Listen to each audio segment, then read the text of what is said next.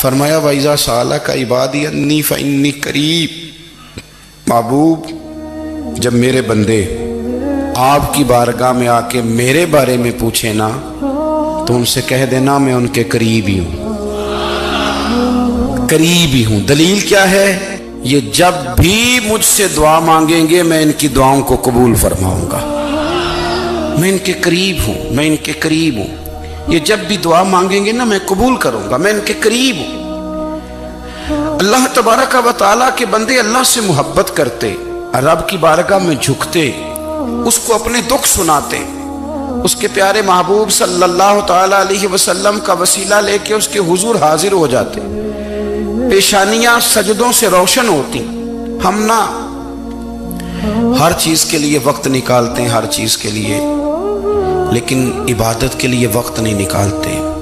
ہر شے آباد ہے، ہر شے، ہماری فیس بک بھی آباد ہے، واٹس ایپ بھی آباد ہے، ہمارے ٹویٹر بھی آباد ہیں، ہماری ہر چیز آباد ہے۔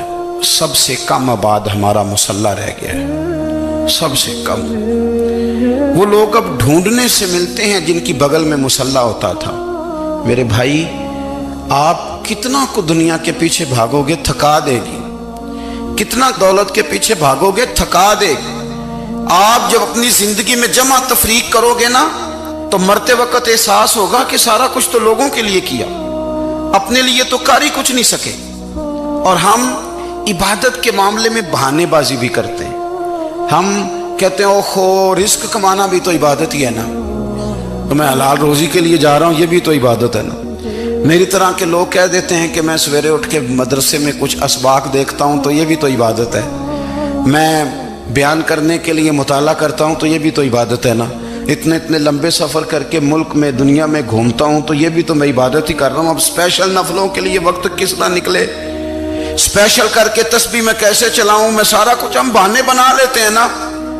میرا سوال یہ ہے کہ یہ ساری باتیں صحابہ کو، نبی کریم کو، دیگر لوگوں کو بھی تو پتہ تھی نا، لیکن آپ غور تو کریں 23 سال حضور کو وقت ملا، مختصر وقت ظاہراً تبلیغ کرنے کے لیے، پوری دنیا میں دین بھی پھیلانا ہے۔ گھر میں 11 ازواج ہیں، 4 بیٹیاں ہیں، ان کی اولادیں، سارے کام کاج بھی دیکھنے، لیکن سیدہ طیبہ طاہرہ حضرت عائشہ صدیقہ رضی اللہ تعالیٰ عنہ فرماتی ہیں سارا دن تبلیغ کرتے، ہر غلام کے دکھ سنتے، گھر میں آتے تو اپنے گھر والوں کا خیال کرتے، کام میں ہمارا ہاتھ بٹاتے۔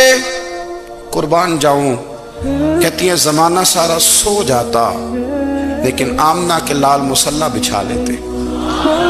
دنیا سو گئی، ساری سب سو گئے، جو خدام تھے، وہ جو غلام تھے وہ سو گئے۔ صحیح مسلم میں لفظ ملیں گے، سیدہ پاک فرماتی ہیں او میرے نبی کے غلاموں، میں نے یہ رنگ بھی دیکھا ہے کہ حضور نے اتنا کھڑے رہے، اتنا قیام کیا، اتنا قیام کیا کہ مقدس پیروں میں ورم آ گئے، سوج گئے پیر، اتنے بڑے۔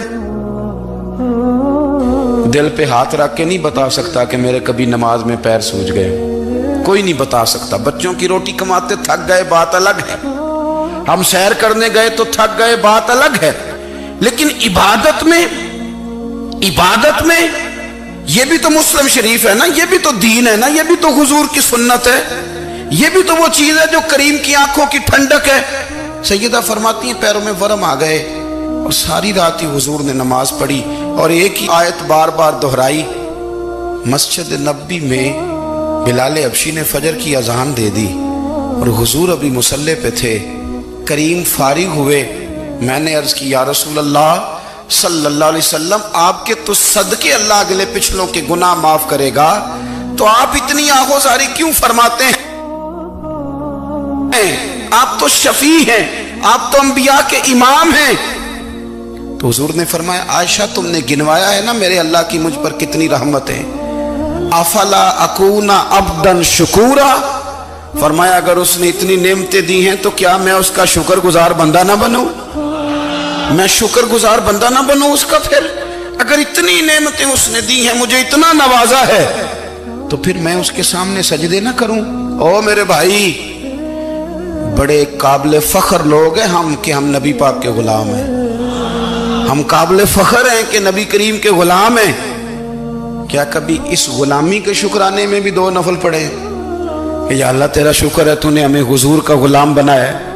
یاد رکھیں کہ اپنی روحانی زندگی کو آباد کریں، استغفار پڑھیں، تسبیحات کریں۔ حضرت عبداللہ ابن عمر رضی اللہ تعالیٰ عنہ حضرت عمر کے صاحبزادے مکہ مکرمہ میں ان کی قبر ہے۔ میں نے جب انہیں پڑھا تو مجھے ان سے بڑا پیار ہو گیا، لیکن آپ کو پتہ ہے وہاں جا کے کسی شخص کا مزار تلاش کرنا یا پوچھنا ایک مشکل کام ہوتا ہے۔ تو ایک دفعہ میں مکہ شریف میں حاضر تھا تو ایک گاڑی والا ڈرائیور مجھے کہنے لگا کہ مولانا میں آپ کو جانتا ہوں، مجھے آپ سے محبت ہے، ایک بات بتاؤں آپ کو؟ میں نے کہا بتاؤ۔ کہنے لگے حضرت عبداللہ ابن عمر کی قبر دیکھنی ہے؟ میں نے کہا یہ تو نہیں کہہ رہا، یہ کسی نے بندوبست کرایا ہے، یہ اللہ نے تیرے دل میں بات ڈالی ہے، یہ ہو گیا تو لے چل مجھے۔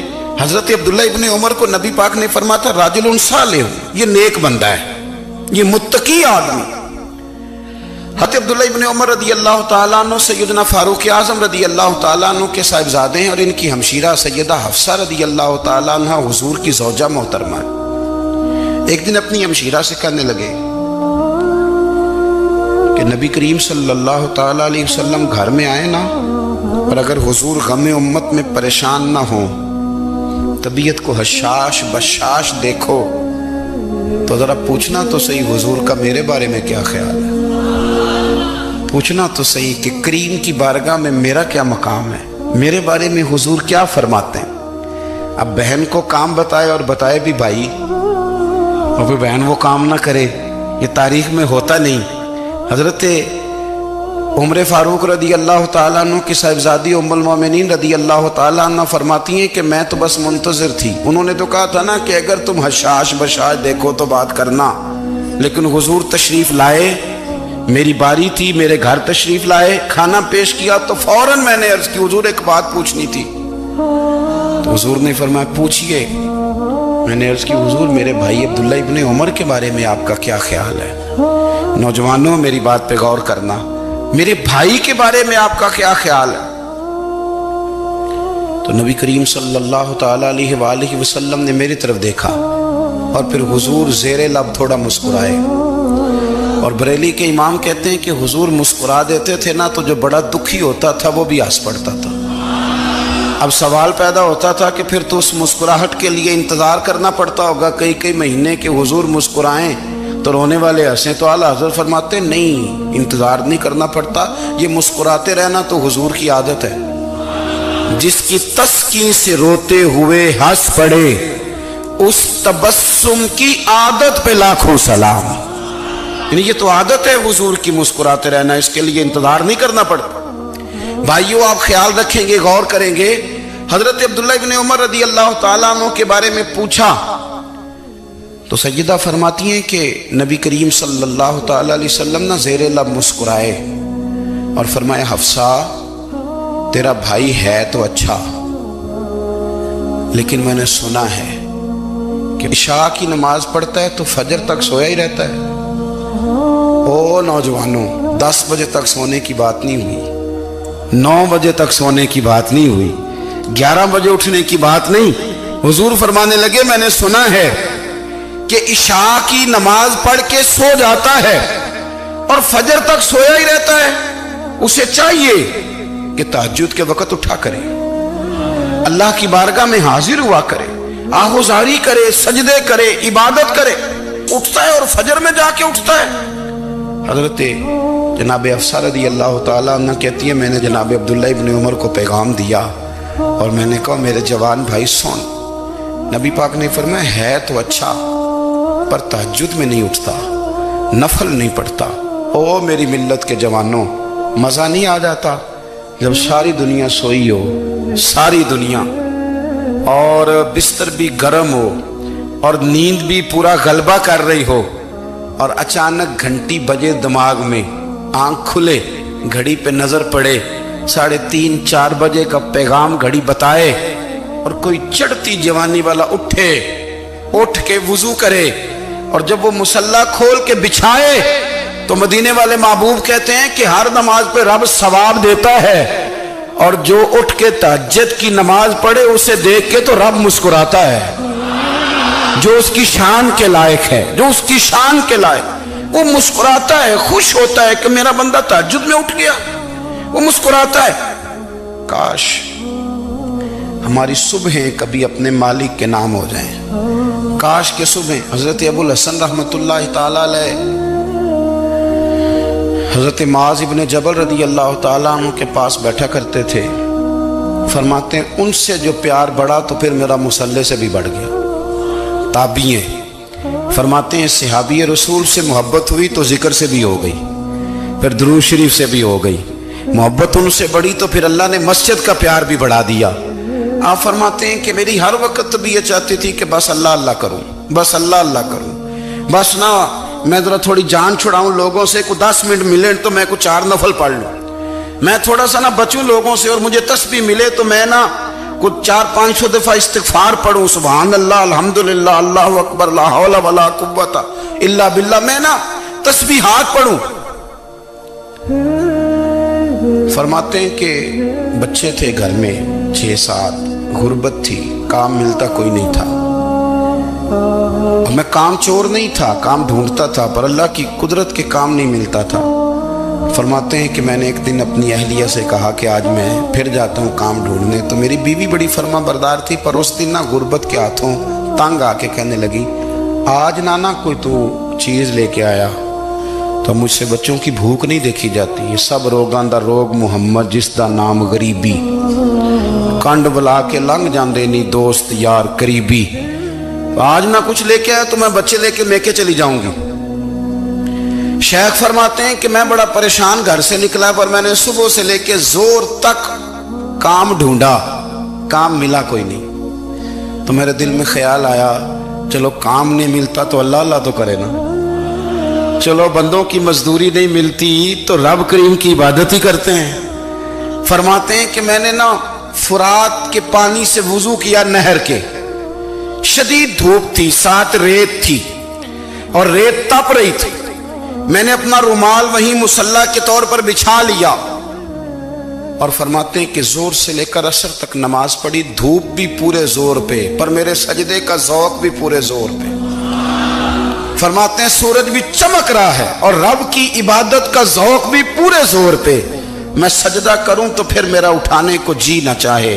میرے استاد لکھا کرتے تھے، یہ ان کا شعر ہے، وہ کہا کرتے تھے مجھے سوز دے، مجھے ساز دے، اور مجھے نیم شب کا نیاز دے، دم سجدہ خود کو میں توڑ دوں، مجھے ایسا ذوق نماز دے، اور میں تیری بہار کا پھول ہوں، میں کھلا بھی ہوں تو تیرے لیے، مجھے میری شاخ سے توڑ لے، مجھے اپنی زلف کا ناز دے۔ بھائی فرماتے ہیں کہ عصر تک میں نے نفل پڑھے، دل ڈھلنے لگا، عصر کی نماز پڑھی اور میں وہاں سے چلا۔ اب میں جب نکلنے لگا تو دل میں خیال آیا کہ چھوٹی چھوٹی دیواریں ہیں گھر کی، بغیر کچھ لیے جاؤں گا تو بیوی دور سے دیکھے گی تو شور کرے گی کہ پھر خالی ہاتھ آ گیا ہے۔ کہتے میں نے اپنے اسی رومال میں جس پہ میں نے نماز پڑھی تھی نا، رومال میں کی آخی دے پنجابی جسافہ، کہتے ہیں اسی میں نا میں نے کچھ ریت بھر لی کہ وہ دور سے دیکھے گی تو سمجھے گی کچھ لے کے آیا ہے، چلو جا کے اسے بتا دوں گا کہ آج پھر مزدوری نہیں ملی۔ کہتے ہیں وہ ریت لے کر جب میں گھر میں گیا تو پہلے بیوی دروازے پہ کھڑی ہوتی تھی، پوچھتی تھی خالی ہاتھ آ گئے ہو؟ آج میں نے دیکھا تو ہے ہی کوئی نہیں۔ فرماتے ہیں میں اندر داخل ہوا، سلام لیے، کونے میں میں نے وہ رومال رکھ دیا اور میں نے آواز دی کہ بھلی مانس کہاں ہو؟ تو وہ کہنے لگی آپ منہ ہاتھ دھو لیں، میں روٹی لے کے آئی۔ میں نے کہا روٹی کہاں سے آ گئی؟ یہاں تو کئی دنوں کے فاقے، تو کئی دنوں کی غربت ہے، یہاں تو اس گھر میں تو فقیری ہے۔ فرماتے ہیں کہ وہ روٹی لے کے آئی اور اس وقت کی جو موجودہ نعمتیں تھیں، سمجھ لیں سلاد، اچار، ہر چیز ساتھ لائی۔ میں نے کہا کہ بچے کہاں گئے؟ کہنے لگی وہ کھانا کھا کے کھیلنے گئے، آپ کھانا کھا لیں آ جاتے۔ کھانا اس نے چن دیا۔ میں نے حیرت انگیز لہجے میں ساری نعمتیں اپنے دسترخوان پہ دیکھ کر کے بیوی سے پوچھا یہ کہاں سے آیا کھانا؟ بچوں کو تو نے کہاں سے کھانا کھلایا؟ یہ سارا کچھ کیسا ہے؟